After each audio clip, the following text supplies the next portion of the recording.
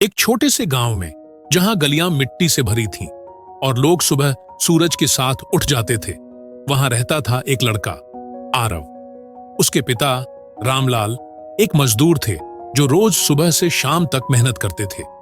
मां घर संभालती थी और सपना देखती थी कि उनका बेटा उनसे बेहतर जिंदगी जिए। आरव स्कूल जाता था, लेकिन हर दिन मुश्किलों से भरा होता। उसके पास न अच्छी किताबें थीं, न यूनिफॉर्म। कभी कभी भूखा ही क्लास जाता था। जब टीचर पूछते, आरव, बड़े होकर क्या बनोगे? वो कहता, सर, मैं इंजीनियर बनूंगा, अपने गांव के लिए कुछ बनाऊंगा। क्लास के बच्चे हंसकर कहते, तू इंजीनियर? लेकिन आरव सिर्फ मुस्कुराता और दिल में कहता, हंसते रहो, एक दिन तुम ताली बजाओगे। शाम को वो पिता के साथ मजदूरी करता, सीमेंट की बोरियां उठाता। रात को जब सब सो जाते तो आरव मिट्टी के घर के एक कोने में बैठकर पुरानी किताब से पढ़ाई करता। लालटेन की रोशनी कम थी, लेकिन उसका जज्बा बहुत ज्यादा। एक दिन उसके पिता ने पूछा, बेटा, इतनी मेहनत क्यों करता है?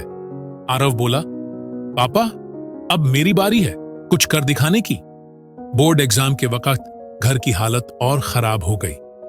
पिता बीमार पड़ गए, घर में पैसे नहीं थे। लोगों ने कहा, अब पढ़ाई छोड़ दे।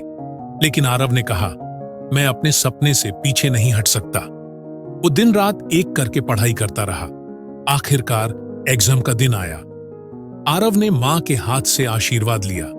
रिजल्ट आया, आरव डिस्ट्रिक्ट टॉपर बना। पूरा गांव उसके घर के बाहर जमा हो गया। उसके पिता ने उसे गले लगाकर कहा, बेटा, तूने हमारी किस्मत बदल दी। आरव को इंजीनियरिंग कॉलेज में स्कॉलरशिप मिली। कॉलेज में भी उसने कभी अपनी पहचान नहीं भूलाई।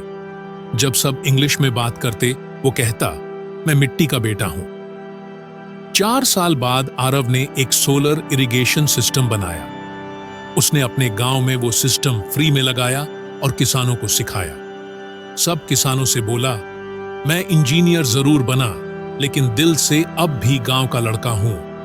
आज आरव का नाम टीवी और अखबारों में आता है। जब जर्नलिस्ट पूछता है, तुम्हें सबसे ज्यादा गर्व किस बात का है? वो कहता है, गर्व इस बात का है कि मेरे पिता अब मजदूर नहीं, मेरे प्रोजेक्ट के मालिक हैं।